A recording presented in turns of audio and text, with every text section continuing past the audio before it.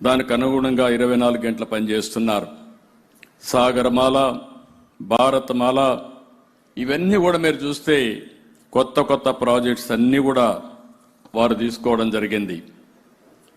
ఈరోజు మనం ఒకసారి చూసినప్పుడు 1995 కంటే ముందు నేను ముఖ్యమంత్రిగా ఉన్నప్పుడే నెల్లూరు నుంచి తిరుపతికి పోవాలంటే 10 గంటలు పట్టేది.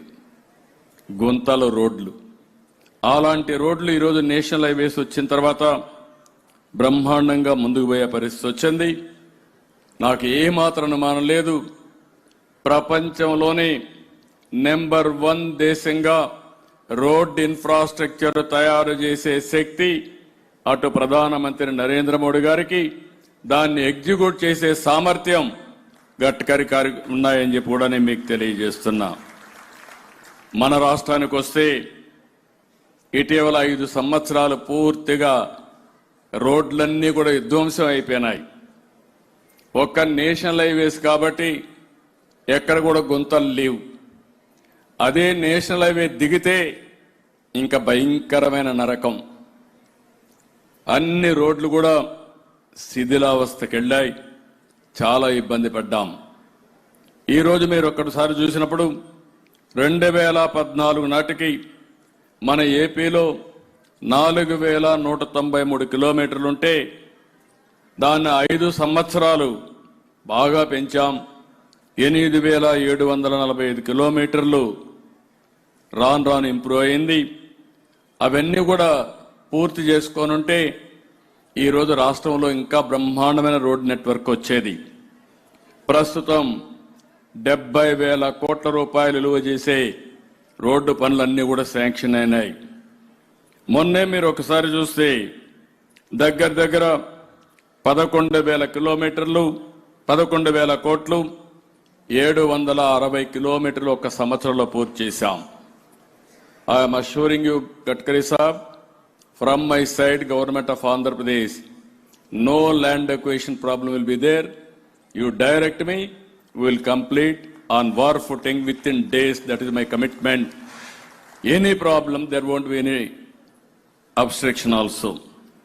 ఈ సంవత్సరం మనం 15,000 కోట్ల రూపాయలకి పని చేయాలని, దగ్గర 1000 కిలోమీటర్లు చేయాలని చెప్పి అనుకుంటున్నాం. I'm very happy.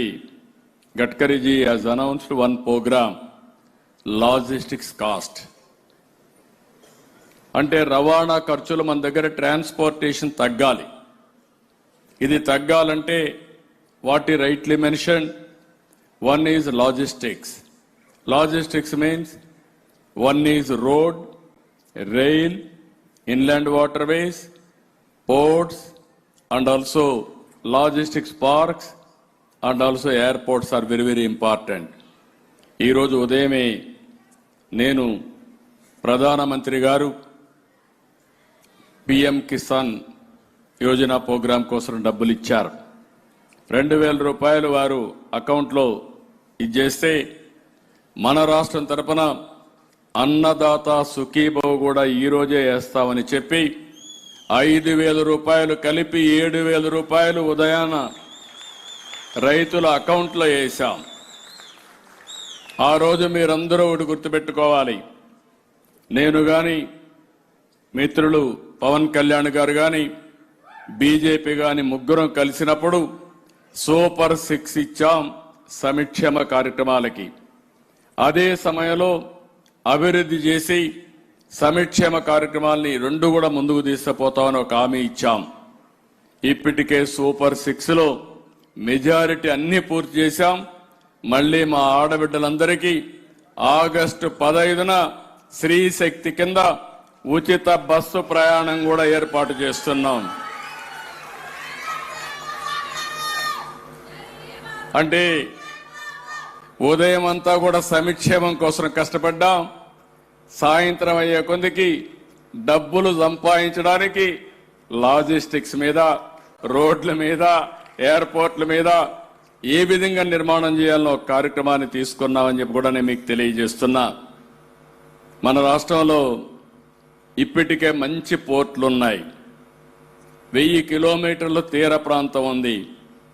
ప్రతి 50 కిలోమీటర్లకు ఒక పోర్టు కట్టుకోవాలి. ఇప్పటికే విశాఖపట్నం, గంగవరం, కాకినాడ, కృష్ణపట్నం ఈ పోర్టులు కాకుండా ఇంకొక 3 పోర్టులు ఆపరేట్ అవుతున్నాయి. ఇది కాకుండా మూలపాడు, మూలపేట, రామాయంపట్నం, మచిలీపట్నం ఇవన్నీ కూడా తొందరలోనే పూర్తి అవుతాయి. ఇది కాకుండా కొన్ని అయితే ఫిషర్మెన్ హార్బర్స్ వచ్చాయి, అవి కూడా డెవలప్ చేస్తున్నాం. హబ్ అండ్ స్పోక్ మోడల్లో రాబోయే రోజుల్లో రాష్ట్రంలో 20 పోర్టులు తయారు చేసే బాధ్యత ఈ రాష్ట్ర ప్రభుత్వం తీసుకుంటామని చెప్పి కూడా నేను మీకు తెలియజేస్తున్నా. ఒక పక్కన ఇంకొక పక్కన మీరు చూస్తే ఎయిర్పోర్ట్లు కూడా పెద్ద ఎత్తున ముందుకు పోతున్నాం. ఈరోజు విశాఖపట్నం, రాజమండ్రి, విజయవాడ, తిరుపతి, కడప, కర్నూలు, పుట్టపర్తి 7 ఎయిర్పోర్ట్లు ఉన్నాయి. 8వ ఎయిర్పోర్టు భోగాపురం రేపు రాబోయే ఆగస్టు కంతా కూడా ఇది ప్రారంభం అవుతుంది. ఇవి కాకుండా ఇంకొక 9 ఎయిర్పోర్ట్లు రావాలని కోరుకుంటున్నాను. ఎప్పుడైనా సరే ఎక్కడి నుంచైనా ఎక్కాలంటే 1 అవర్లో ఎయిర్పోర్టుకు పోవాలి, 1 అవర్లో పోర్టుకు పోయే పరిస్థితి ఉండాలి.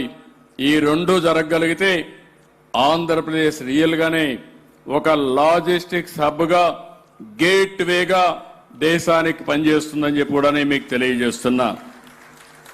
Here I am requesting Honorable Minister, sir, we are on East Coast, centrally located. I know your talent how to mobilize funds. In road sector, there is no problem of funds. You have mobilized huge funds for requirement. Now I wanted to create excellent infrastructure in Andhra Pradesh. During our time only, both of us have started inland waterways also. From Krishna to Nagaru Sagar, one pilot also he have given at that time. Unfortunately, next government has abandoned. We have planned one joint venture, Buckingham Canal, from Kakinada to Chennai. That also they have abandoned. As you rightly mentioned, one of the cost-effective logistics is ports, inland waterways, least cost for transportation. Andhra Pradesh is blessed with so many rivers, so many canals, including Buckingham Canal.